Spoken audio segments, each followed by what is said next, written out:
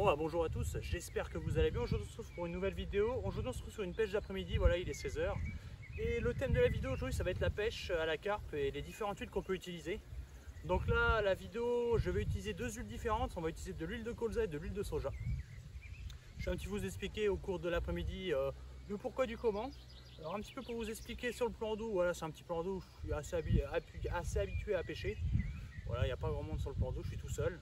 Mais malheureusement le truc, il y a un petit frein en ce moment, c'est qu'il y a pas mal d'encombrements qui étaient dans le fond qui remontent à la surface. Voilà, cette période c'est toujours ça, c'est de la vase morte mélangée avec de l'algue. Donc ça empêche un petit peu de bien poser les lignes parce que la dernière fois j'ai fait l'expérience en pêchant sur ce plan d'eau là et puis j'avais mis mes fils un petit peu plus en l'air. Et en fait j'ai beaucoup d'algues et de décombres qui sont mis sur mon fil et ça m'a fait louper 2 ou 3 poissons. En fait ça me faisait des départs, mais étant donné que ça faisait un point de pression sur un endroit de mon fil, donc voilà ça faisait des décroches malheureusement, vu qu'on pêche sans ardillon. Donc là je vais essayer de contrer ça, en pêchant les sions dans l'eau.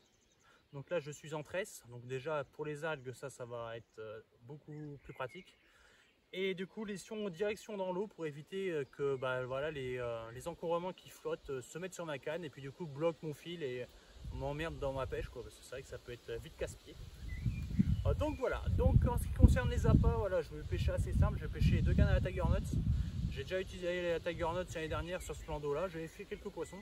Donc là je vais essayer, puis vu qu'on va pêcher avec deux huiles différentes, pour un petit peu vous faire voir les différences qu'il y a, je vais pêcher aux deux mêmes appâts. Du coup c'est 2 Tiger Nuts, des Jumbo Tiger Nuts, des Tiger Nuts de grosse taille, avec un liège à l'intérieur pour faire un équilibre. Donc voilà, donc écoutez, je vais poser les cannes tranquillement. J'ai vu quelques poissons en surface, mais même beaucoup, une douzaine. Je vais vous faire voir ça, j'ai pu les filmer, donc je vous fais voir ça juste après. Et puis écoutez, je vous retiens au courant.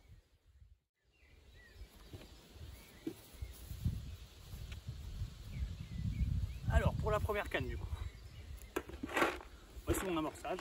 Hop.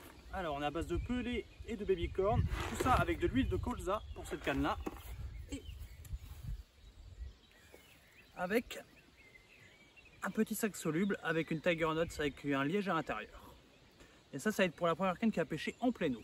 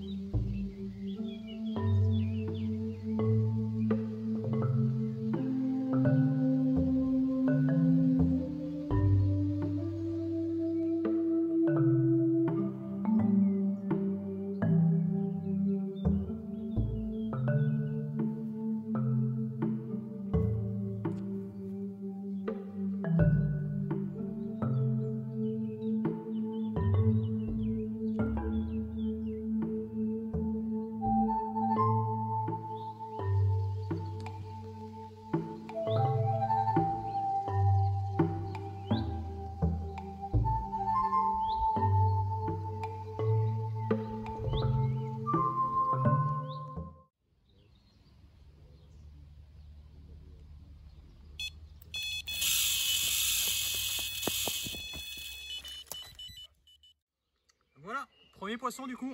On est sur une belle miroir qui doit faire 4-5 kg à peu près. Prise à la Tiger Nuts. C'est du coup celle-ci avec l'amorçage à base d'huile de colza. Et puis voilà quoi, donc maintenant ça faisait 20 bonnes minutes qu'elle a été posée à peu près avec un amorçage pelé, baby corn et un petit peu de Tiger Nuts. Et je vous fais voir le montage juste après, de toute façon c'est un montage avec un liège à l'intérieur. Donc voilà, allez, pour le moment l'huile de colza 1 point. Alors en ce qui concerne les montages, voilà, on est sur du basique. On est sur hameçon de 6 sans ardillon. Avec une tresse gainée et puis une petite gaine thermo-rétractable. Voilà, que je mets à peu près à l'ambre de l'hameçon. Avec une tiger traversée d'un liège à l'intérieur. Voilà, ça fait un équilibré dans l'eau. Voilà, ça l'a fait surflotter de 4-5 cm à peu près. Ça fait une très bonne présentation. Et puis du coup, ça sert aussi en même temps d'autoférant, tout simplement. Donc voilà. Et on est ça sur les deux cannes. Je vais savoir un petit peu la deuxième canne aussi. J'ai relancé les deux cannes parce que j'ai pas mal de merde en surface, donc ça me bloque pas mal les cannes, c'est un petit peu chiant. Et là c'est la deuxième canne, voilà, c'est le même principe. Pour le test de la vidéo, voilà, j'ai fait les deux mêmes bas de ligne. Et pareil, les mêmes sacs solubles. Là on est sur sac soluble à base d'huile de colza. Voilà, et c'est avec ça que j'ai fait la carpe miroir là tout à l'heure. Poisson qui faisait 4 kg, je l'ai pesé un petit peu après, elle avait de super écailles. Et puis voilà quoi, avec un amorçage à base de pellet de babycorn sur les deux cannes. Et tout ça, ça c'est mon huile de colza, voilà, huile de colza raffinée. Et l'huile de soja, là je commence à arriver un petit peu vers la fin. Et puis voilà quoi, du coup la canne pêchée en bordure, de toute façon j'ai pu filmer le départ en direct en plus, donc voilà, ça peut être pas mal. Et puis l'autre canne est en pleine eau. Donc voilà, écoutez, j'espère refaire d'autres poissons. Il doit me rester à peu près 3 heures de pêche. Et puis là en plus on a un super beau temps, là il n'y a pas trop de vent, on a à peu près 25 degrés. On est très bien. Allez, à tout à l'heure. La pêche d'après-midi du coup va prendre fin. Alors résultat un petit peu déçu, là on est sur un poisson, une belle miroir par contre qui a de superbes écaillages. Et faite du coup à la Tiger Nuts avec l'huile de colza cette fois. Donc voilà, alors un petit peu pour vous expliquer ce qui s'est passé de la journée, j'ai pas fait trop de touches, j'ai juste une touche là il y a à peu près 15 minutes, mais j'ai eu 3-4 bips, mais j'ai pas eu de suite, malheureusement. Comme vous pouvez le voir un petit peu sur le plan d'eau, le plan d'eau est sale quoi, c'est vrai que c'est un petit peu handicapant, parce que à certains moments de la journée, toute la merde se met sur mon spot, et ça m'est arrivé en relevant mes cannes d'avoir un gros nœud d'algues et de débris sur mon anneau de tête quoi, donc c'est un petit peu galère. Et puis étant donné que je ne pêche pas avec des gros plombs, la merde qui commence à un petit peu pousser ma ligne quoi, et ça peut être un petit peu dangereux si on fait un poisson, parce que du coup ça fait un point de pression sur la ligne, donc c'est un coup à décrocher le poisson. Donc je reviendrai dans quelques semaines, je pense. J'attendrai que les petits encombrements flottants là s'en aillent tranquillement.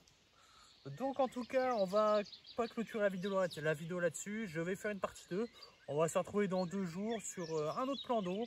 Et pareil, on va faire la même technique, les deux mêmes appâts avec 2 huiles différentes. Donc voilà, et écoutez, on se voit dans 2 jours.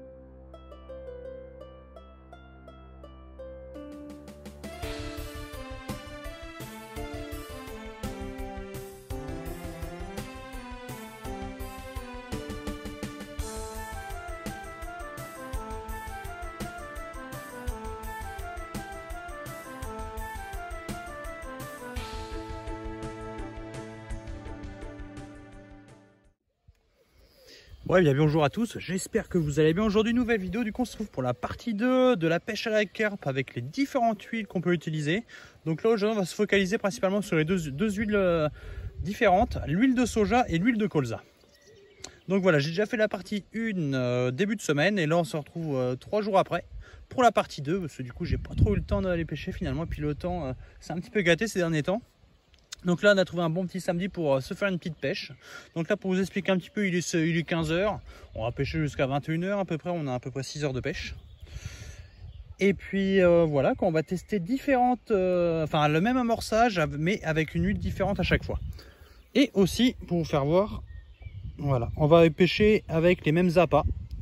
Alors une grosse Tiger Nuts avec un liège à l'intérieur, voilà, en montage des rigs avec un fluorocarbone, hameçon de 6 sans ardillon, voilà. On peut bien voir le montage, le coulissement de la Tiger Nuts. Voilà. Donc ça c'est pour la première canne qui va pêcher à la Tiger Nuts avec l'amorçage à base d'huile de colza. Et le deuxième montage. On est pareil sur une Tiger Nuts, une grosse Tiger Nuts percée avec un liège à l'intérieur.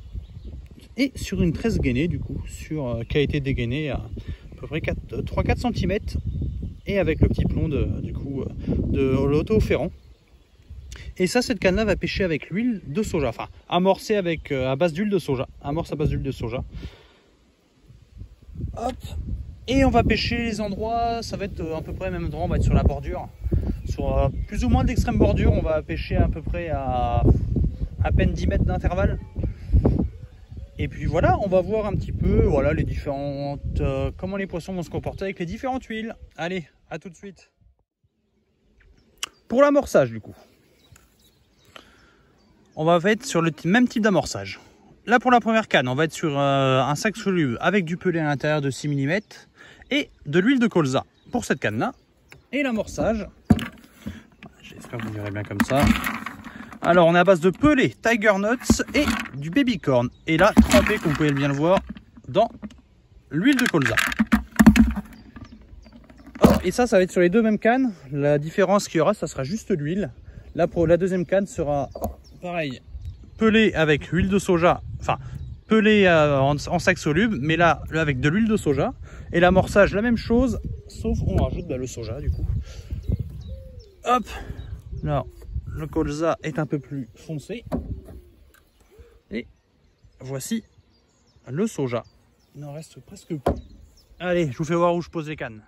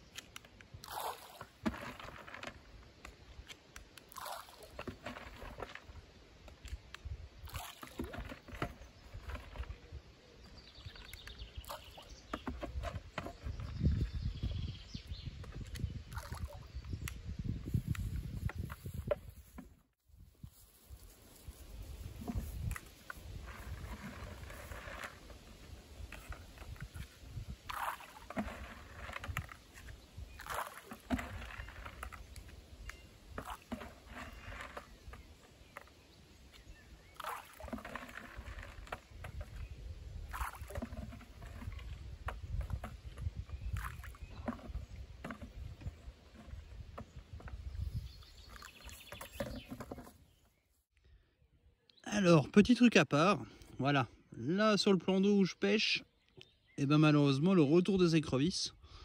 Donc ça, pour contrer ce genre de choses, n'hésitez pas à utiliser de la graine, parce que la graine, elles ne vont pas y toucher. Par contre, si vous avez des bouillettes, vous pouvez dire adieu à vos bouillettes. Donc n'hésitez pas à utiliser des appâts très durs ou de la graine si vous êtes embêté par les écrevisses dans les plans d'eau où vous pêchez. Et voilà, allez, à tout à l'heure. Et ben voilà, premier poisson. Une belle commune de 8,5 kg est faite à la Tiger Nuts du coup avec l'amorçage à base d'huile de colza. Donc voilà, 2-0 pour le moment avec l'huile de colza. Elle m'a fait un beau combat, elle m'a fait une touche retour. Et puis après, une fois, vu que je pêche sur une bordure, c'est pas dans le bon angle. Donc c'est assez régulièrement qu'elles font des touches retour. Donc voilà, c'est un poisson qui est un super poisson qui est presque jamais piqué, qui a une belle bouche.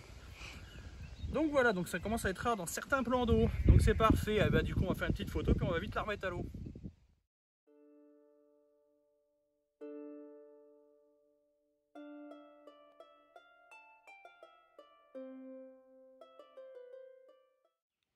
Alors, suite à la belle commune, je vais devoir procéder à un changement de bas de ligne. Je ne sais pas si vous allez bien le voir à la caméra, la pointe de mon hameçon est complètement effritée. Voilà, là on voit très bien. Donc ça c'est un coup à décrocher un poisson. Ça m'est déjà arrivé la dernière fois, j'avais eu un peu le même souci. Et j'avais laissé le bas de ligne dessus, puis résultat, juste après je décroche. Donc voilà, donc j'échange avec un autre montage d'irrigue. Voilà, là on peut voir la pointe est bien droite. Voilà, et là c'est pas le même système, là c'est en D. Hop, voilà, l'autre bas de ligne ça venait jusqu'à là avec le nœud sans nœud.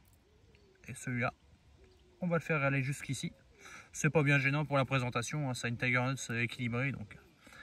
Donc voilà, donc c'est toujours pratique d'avoir des bas de ligne de rechange. Bon, faut pas en avoir 50 non plus, parce qu'on peut vite être emmerdé. Et puis ça prend de la place. Et puis c'est vrai que ça prend du matériau, tout ce qui est fil tresse pour rien.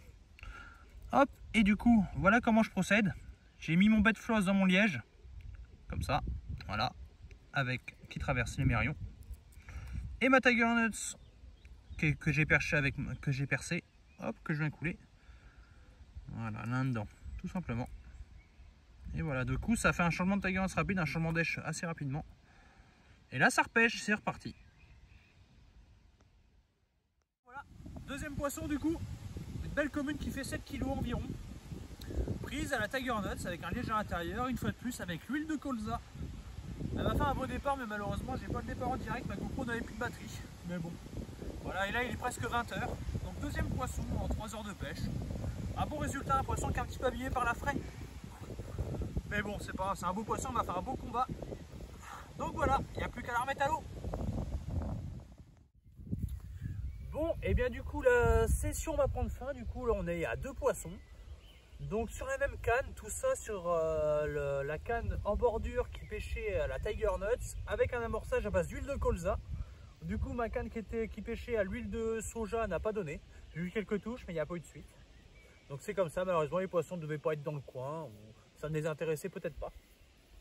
Donc voilà, donc en tout cas, par rapport aux 2 parties des vidéos, vous pouvez voir que l'huile, ça joue pas mal sur l'attractivité de tes spots de pêche. Après, pour les petits conseils, pour tout ce qui est huile, utilisez ça à partir du mois de fin avril à peu près. C'est ce qu'il y a de mieux, parce qu'un peu avant, l'eau est trop froide. Le problème, c'est que l'huile va se figer et va pas être très attractive. Et par contre, quand on arrive dans la fin avril, ou qu'il fait un peu plus de... entre 17 degrés et 20 degrés, les journées se stagnent comme ça. Vous pouvez commencer à utiliser l'huile.